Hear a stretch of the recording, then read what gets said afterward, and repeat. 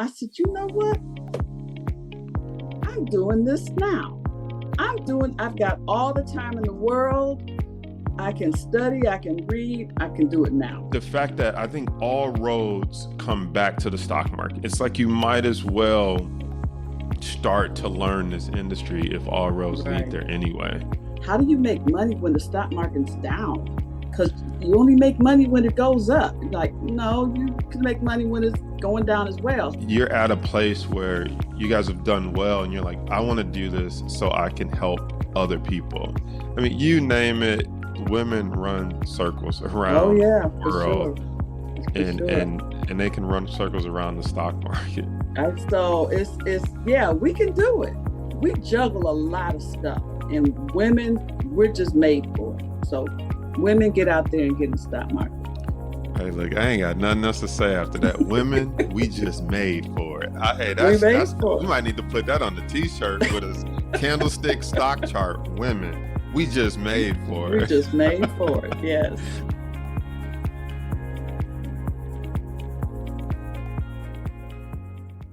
But awesome. So yeah, we're just gonna kick it. I'd love to just start off with just take me back to when you first got exposed to like the stock market, and like what made you feel like, man, I want to have a piece of this industry, however long ago that was, when you first was like, what is this stock market and how can I get a piece of it? You are not going to believe this, because my actual first exposure to the stock market, I was in high school, long before you were thought about. Okay. Right. Long before you were thought about. And I had an economics teacher, I think if I'm correctly, Mr. DeWandler. And we had an assignment where we had to get the stock market, the newspaper. We had to select stocks and follow those stocks. And my little group, we picked some stocks, we followed them over the course of the assignment. So that was my first introduction to the stock market. And I'm in high school.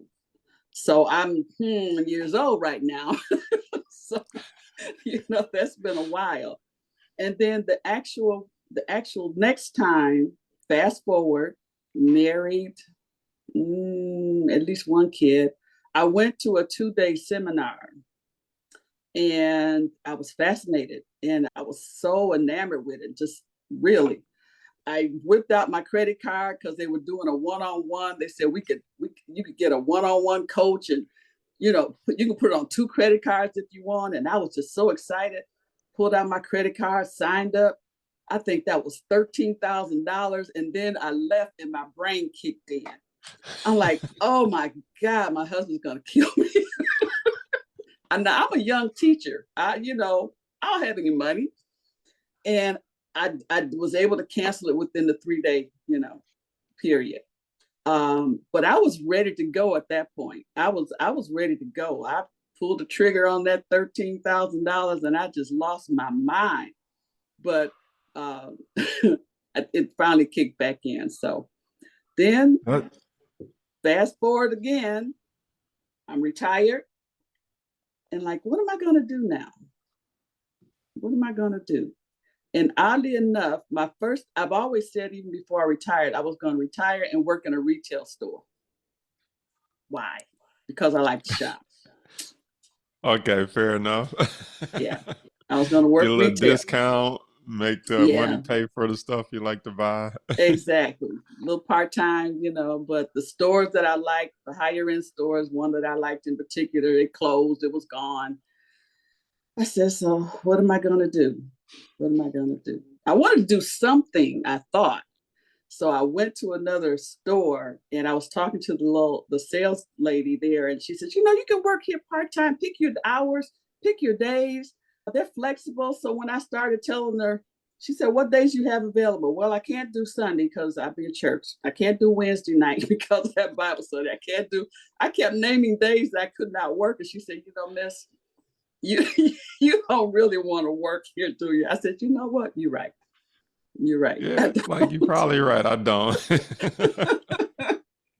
So I abandoned that altogether. So now, then pandemic hit. And my brain finally woke up and says, this is the ideal time. The world is closed. And instead of trying to learn something else new I'm always in the learning mode and being a teacher for 34 years, but I said, this is perfect. This is perfect. So interesting. So I want to unpack a few things because I don't know if most people know, and I don't always tell or share this story, but I actually was exposed in high school as well. And okay. it's not till sometimes that story is so packed down, but I go back and unfortunately I don't remember the high school teacher. He was our econ teacher. So I probably could go back in our yearbook and see who our econ teacher was and try to reach out to him. But he was a white man. And the reason I say that is because he brought in his friend who was a black man, and he brought him in, and I do not remember his name for the life of me. I think it was Mr. Hightower, but then I'm like, am I thinking about Hanging with Mr. Cooper or one of those TV shows? But I remember our senior year project. I'll never forget this.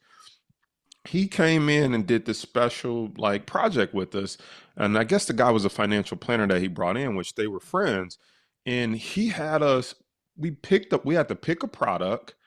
We had to raise money by selling stock, use that money to buy the product, and then pay a return to our investors.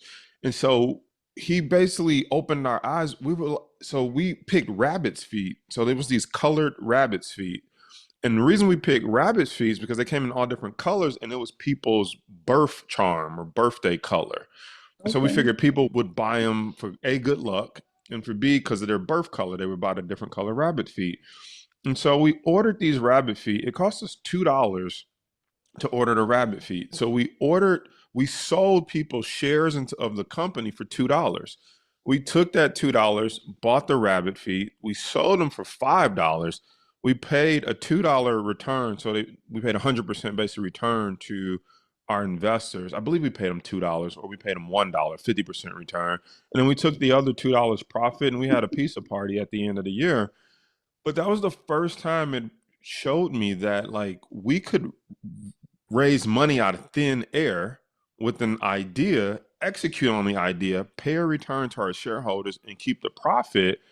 And that was my first exposure where I was just like, whoa, like, is that how companies do it? Because you always think Wow. like, I Yeah. need to have money to start a business. But it's like, no, you have to have an idea and you have to have leadership and people who can execute on the idea.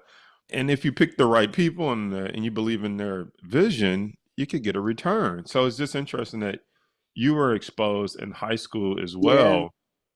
And so you being a teacher, like, but you taught special ed, is that I correct? taught special ed, right? And so you being exposed by a teacher and then being a teacher as well, like, how did that, like, how do you,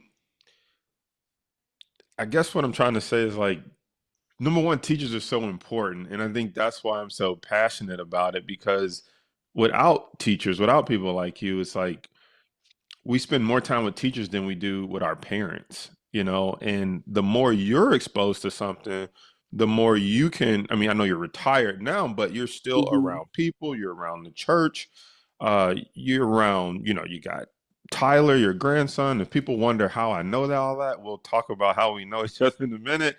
But the more you know, the more you can expose people that you're around. Do you think about that, like as a teacher, like you still being a vessel of like getting this information, and the fact that you can still talk to your son about stocks, your grandson if he's interested, and other people around you? Does your teacher brain kind of kick in? You're Kind of like, kicks in. Yeah. I would like to be able to teach my grandson, but he's not ready for that. Yeah, that would be nice. But I have friends who I've tried to educate, fellow colleagues that are also retired, and I think their brain retired as well. And I get it. You've taught for so many years, and you kind of want to coast. I coasted for a while, but I had other things I was doing that I was busy with. But I've always been business minded and wanted to be self employed, so to speak. But yeah, I'm constantly trying to teach others. In fact, I have one friend. She said, well, forget trying to teach me. Can I just let you invest money for me? No, it doesn't work that way. No. Yeah, and that's even interesting that whether you see yourself as an expert or not, just being a little bit smarter than the people around you, how willing they are to turn their money over to you to have you Yeah. do it for them, which to me, I'd love to get your take on this. Because when people say that to me, a couple of things pop in my head. Number one, it's like how how just having a little bit more information than someone else, how trusting they are to be willing to turn their money over to someone Mm-hmm. else. And then two, just the fact that they don't want to learn it is interesting to me, or they don't want to put in the effort to learn it. Right. So there always will be a space for financial planners, different things like that. Like I always say, I think you can outperform a financial planner. No disrespect to them. I think they have their place because there's people Yeah. who just don't want to do it. They just Right. not interested. How do you feel when people come to you and you, because sometimes we look at ourselves like, I'm no expert, but the fact that like, wow, if you had a mutual fund or a, you know, Sister Porter 401k, like people would be willing to turn their money over to you just because you know the little bit that you do know. Not that it's a little Yeah. bit, but that you know more than them. How does that Yes, feel? it's a little bit. Yeah. I'm working on that. I'm working on it. But yeah, just in giving them a little tidbit of what I've learned over an overall picture. How do you make money when the stock market's down?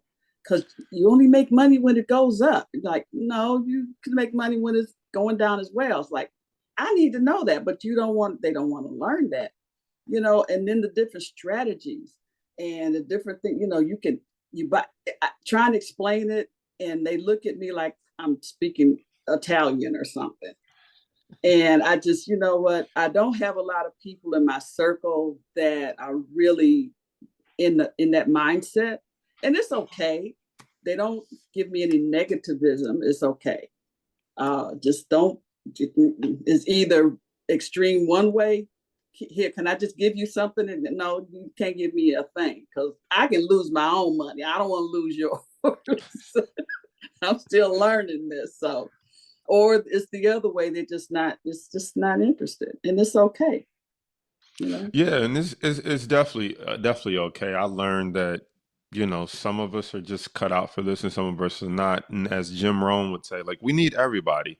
We need Mm-hmm. everybody to make this world run. Like you saw what happened when everybody gets rich or feels like they're rich, right? We get high inflation. People overpaying for cars, they overpaying for houses. And so I used to think like we all need to be rich. And now I'm like, well, some of us not really. Like some of us need to be, some of us need to be here, some of us Yeah. need to be there because it's what makes a society function. I mean, gosh, everybody got a Right. little money, got some stimulus, and what happened? Nobody wanted to flip burgers, nobody wanted to do anything. Nobody want to cut grass no Yeah. more. Nobody want to do roofing. I'm talking stuff you really need. I'm not Right. even talking, you know, industries that you feel some people may feel a certain industry is beneath them, but it's like it was real just regular stuff that nobody Yeah. wanted to do once we all started making a little money. And so I'm like, okay, we all need some money. So let's go back. I want to let people know how we know each other. Then I want to unpack when you spent that $13,000 and it was like, give me a refund.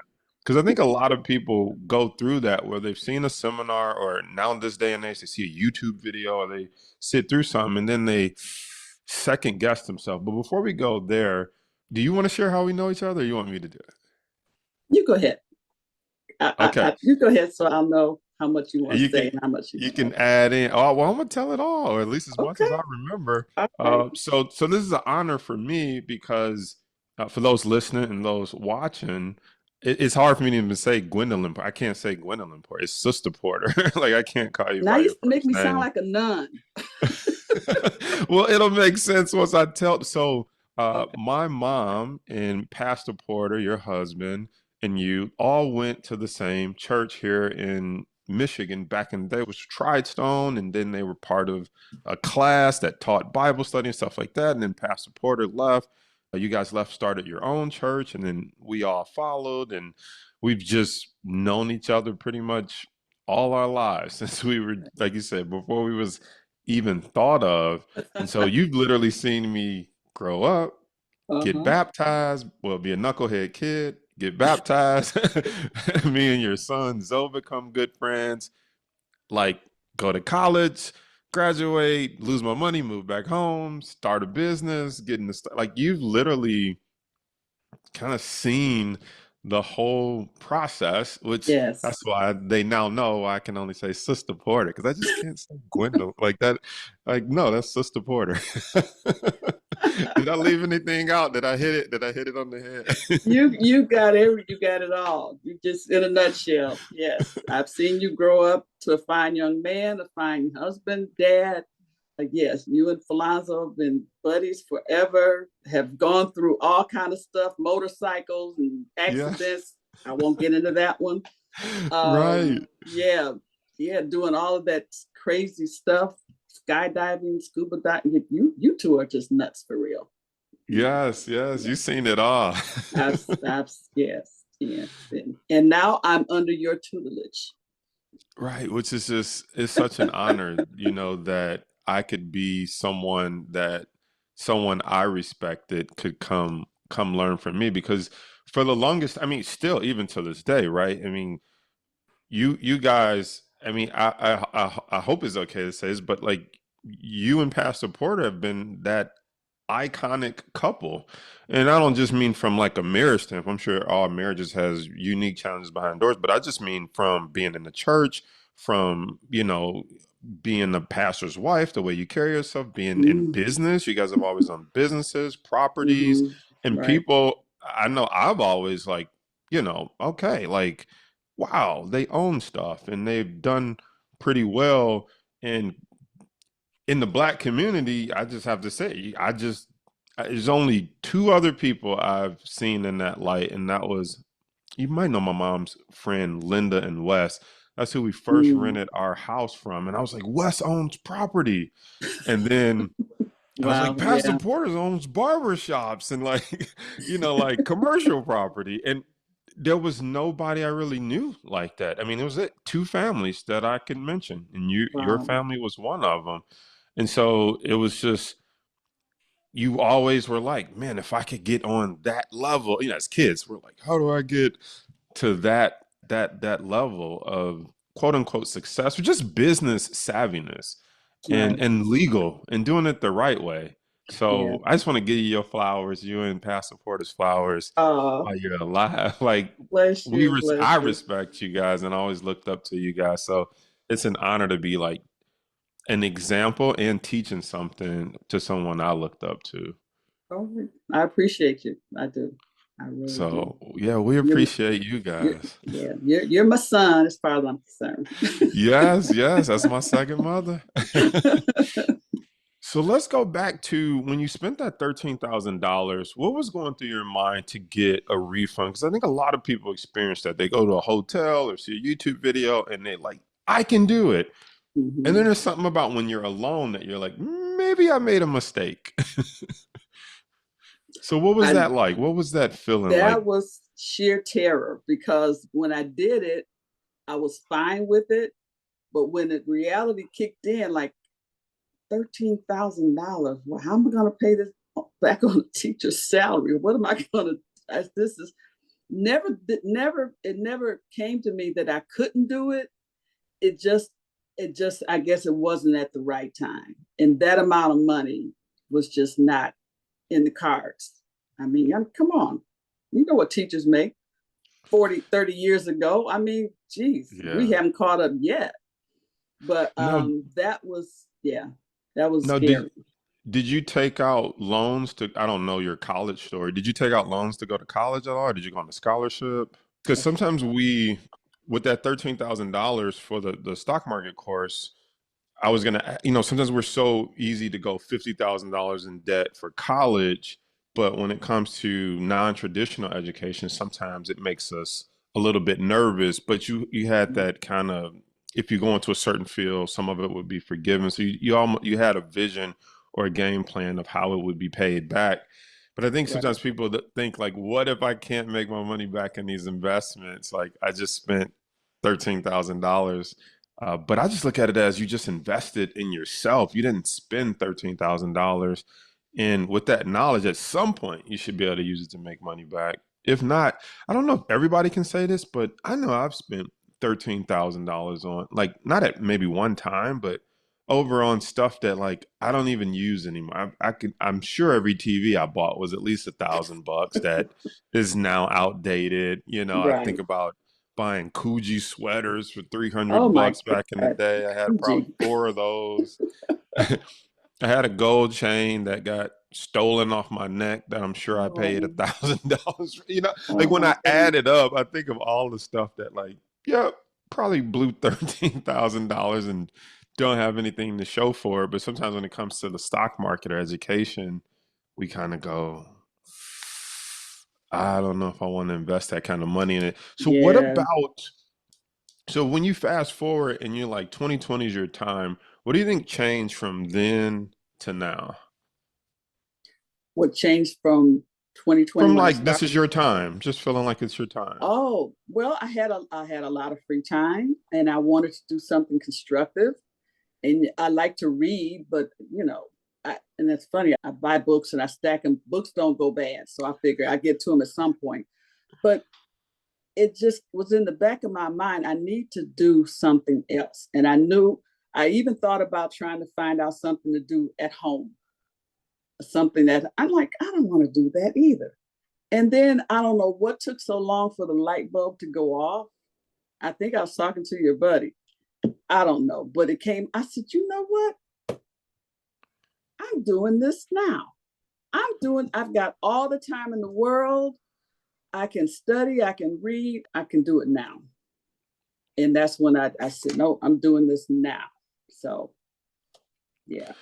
I think that's super important for people to understand, or I'd love to get your take on what you would say to people who I think it's okay if now is not your time and to Mm-hmm. and to know that it may be your time later, but to revisit it when it is your time. Because sometimes you can feel guilty if you have a lot of stuff going on and now it's not your time. I know I can get depressed, like, well, how come it's not my time? And why Mm-hmm. not? And sometimes it's just a season that you got to get through to get to through the other side. Like when I lost all that money, I had to move back home, as much as I wanted to invest, it was just like, it's not my time. It's time to get a Mm-hmm. job, get stable, get on my feet, and then I can get back into the market. And as soon as I did that, I got back in. But like, it's, just knowing that now is your time. I think there's two types of people. There's people who now should be their time, and it's not Mm-hmm. because they're making excuses, right? Some people, it's not their time because they want to watch Netflix, they want to party, they want to drink, they don't want to look at charts. And I'm not even saying that's all bad. You might just be at an age where that's just what's exciting for you.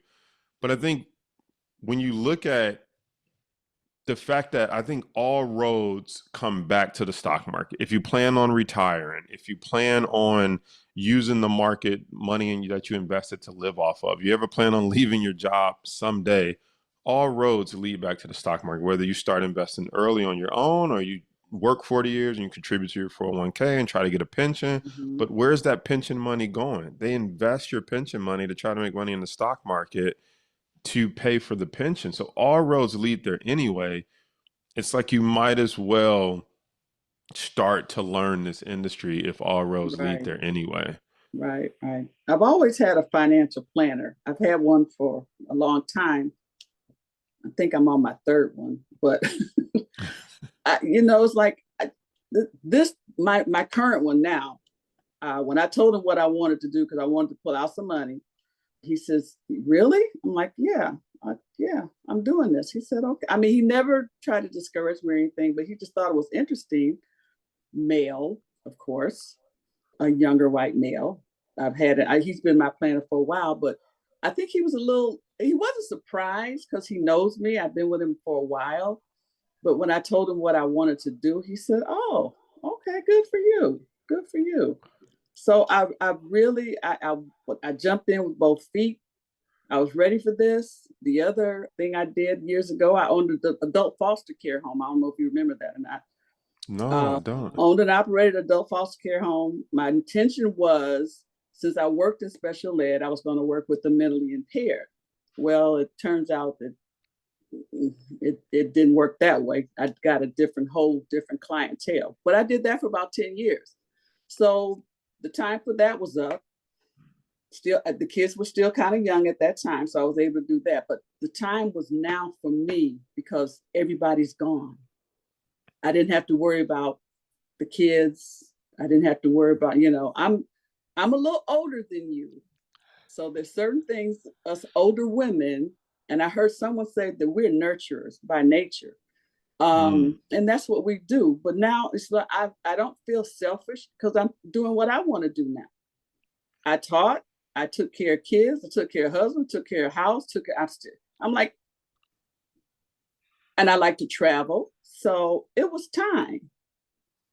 And I'm not going to get any younger. And however, somebody will say, well, in 5 years, you'll be X number of years. So in 5 years, I'll still be X number of years old.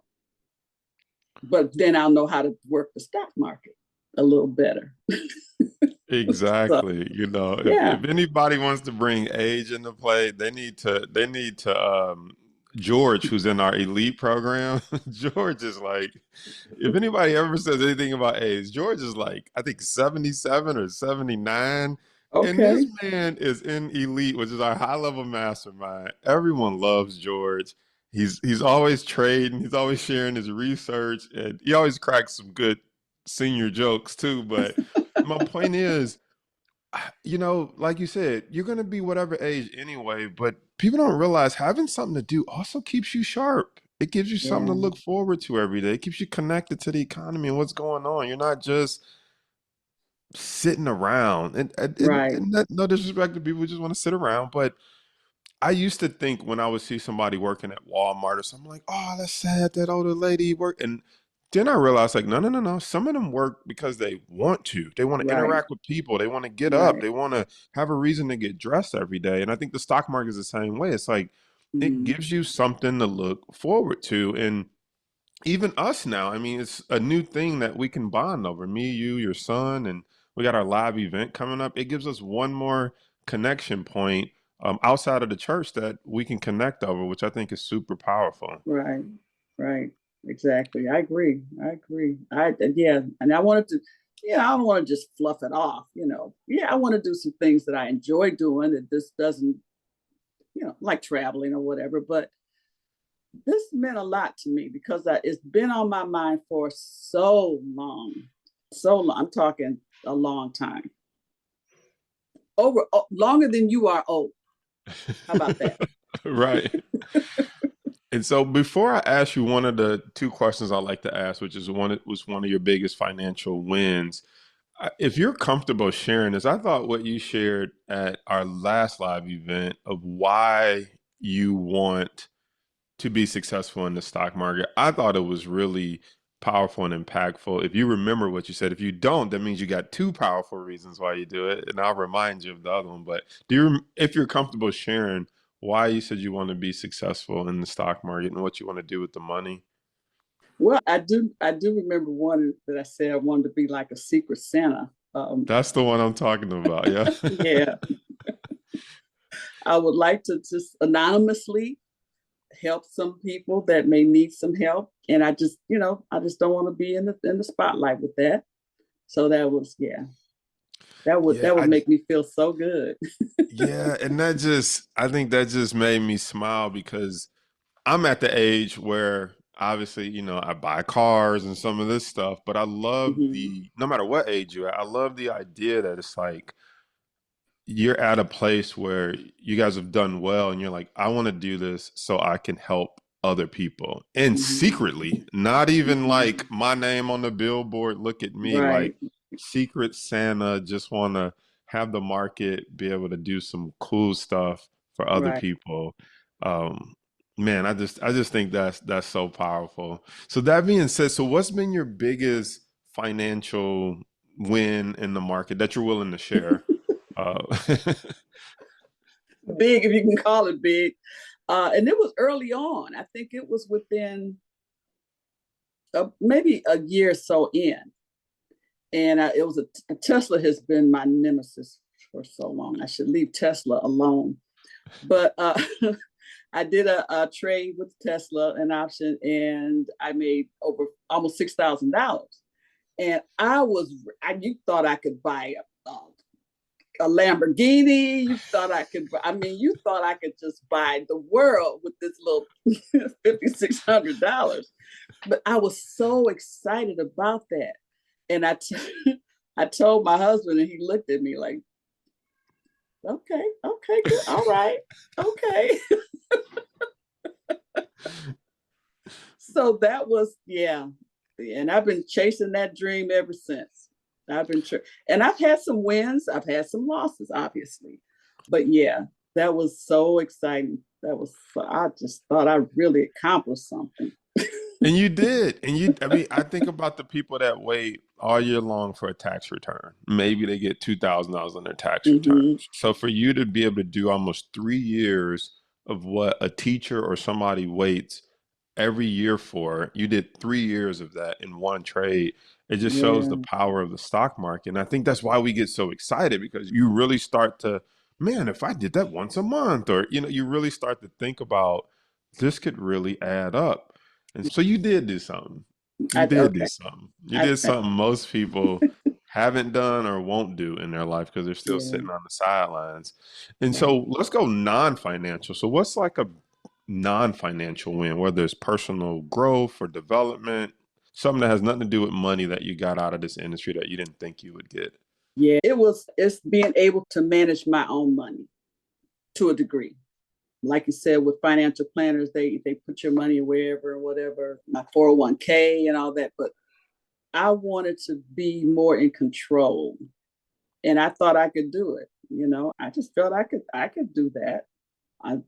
I know men have dominated this industry forever, and we women, we can do this. I have yet to, and I'm not saying that I'm not out there, but as I said, I've had 3 financial planners, all men.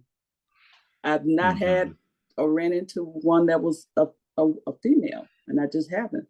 But we can do this. So yeah, I that was one of my main goals, and I needed to prove it to myself that I could do it. That was the other non-financial. I could do it. And I like to start it, I wanted to prove to myself that I could, because I don't like to start something that I couldn't. My parents didn't go to college, drummed it in my head to go to college. So I knew I could do it. I said, I'm doing this. I wanted to start a business with the foster care system. I did that. So I'm glad I did it. But I needed to prove to myself that this dream that I've had to do stocks and invest, that I could do it. So that's a non-financial incentive for me to just do it. I can do it. I know I need to study more. I know I need to do more than I'm doing, because my next goal, I'm striving for elite, but I need to learn more. I'm striving to be elite. So I know I do have to get some more stuff under my belt, but that's my next.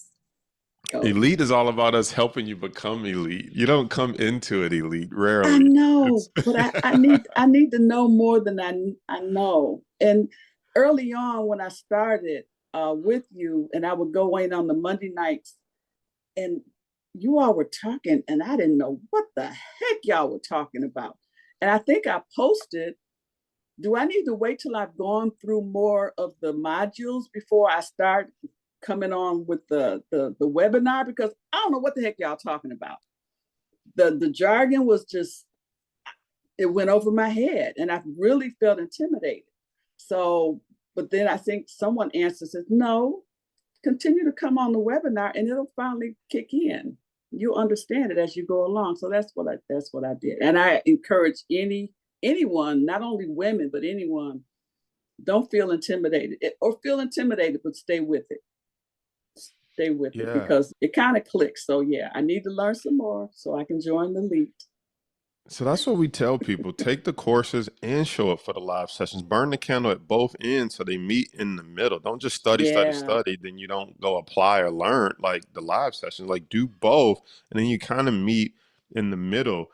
And I believe society has us like that. Society has us that's the magic word. Like, I don't want to feel stupid. I feel intimidated. I don't know what they're Yeah. talking about. Maybe I shouldn't be here. But you think, like, where does that come from? That comes from raising your hand in class, some kid laughing because you asked a question, or a teacher that not. I'm sure there's good teachers, bad teachers, but you got some teachers who belittle you for asking a question, and you're like, I'm never asking a question again. Or some kid Mm. says you're stupid, and we carry that with us throughout life to now we get in a place where I'm like, no, ask questions. I can't tell you how many Yeah. people are like, I would ask questions, but I don't want to look stupid. And I'm like, you do realize you're paying to be here. You're paying for me, my team, the community to help you, but you don't want to ask the question because you don't want to look stupid. And Right. so we almost have to undo some of that thinking from, that we've been brought up with. Like, I don't want to look stupid. I don't want to look dumb in front of my coworkers. It's like, look, ain't nobody here trying to take your job. We are trying to make this money together. Where in other areas, you're like, if I ask that question, they're gonna make me look stupid. I'm gonna get passed up for promotion. Not here. Here, we're like, Yeah. ask the question. There are no dumb questions. We don't even know how to help you if you don't ask the question because we just assume if Yeah. you're quiet, you already understand it. Yeah. It took me a minute to get there because I do know in my head there's the only dumb question is the question not answered, The not one asked. not asked. Right. Yes. And I was fearful, but now they're probably sick of me because I come on there, okay, I'm working on this barefoot spread. What I need, this is what I got. And they'll come on and tell me, no, you're missing this, this, and this. And I'm okay. Look, tell me what I'm doing wrong. I've looked at the module. I'm missing something. And I think it's Kim and Carlos and a And few other people that Kelvin. come in, and Kelvin, yes. Kelvin breaks thesis when you ask him a question. It's like, oh my God. They point out what I need to do. This is what you need to do. This is what's missing. So yeah. And think about if you didn't ask the question. Like, you asked and what you thought was going to happen didn't happen. You didn't get scolded. You didn't get shunned. No one thought you were stupid. Actually, everybody did the opposite. They came in to help and said, "Oh, did you missed this? Do you really mean this? I think you inverted a bull call spread with a bear call spread." Like, Yeah, I messed up one for real. but everybody came to help, which is so Yes, beautiful, which is the opposite of what we think. Like, I'm gonna look stupid. It's like, no, everybody rushed in to help, which is just so they did. beautiful. And I can't imagine if you didn't ask the question and then you put the trade in wrong and then you lose money, then you really kind of go into the shadows and don't want to tell anybody and feel embarrassed. Right, right. Yeah. That was, yeah. So I'm on there asking questions, whether it's silly, stupid, crazy. I don't care. Just tell me. I need you to help me with this. So PTU, I'm still asking questions. Okay. I love y'all. There it is. So as we get ready to wrap this up, like what would you say to women? Because like you said, I see the same thing. For the longest, it's been male dominated industry. Not only that, it's been a white male dominated industry. And so now that, you and that's why we did this whole series, we're like, let's bring some of the women traders up on here so that Mm-hmm. they can share that like they're here too and they're here to stay. So what would you say to some of the women out there who are thinking about getting in this industry? Not just, I would love to, I got a two-part question. What would you say to the women? And then after that, since you're a teacher, I want to know what you would say to teachers who are thinking about it. But first, just what would you say to any woman who's just like you? Like, it's all men. I've been thinking about this. Any words for them? I would say do it. Do it. Get in there and we can do it. I mean, women, we do it. We do it all. I mean, we can do it. We run households. I mean, we run households. That's a major accomplishment. We raise children. We have the knowledge and the wherewithal to do it. And don't be intimidated.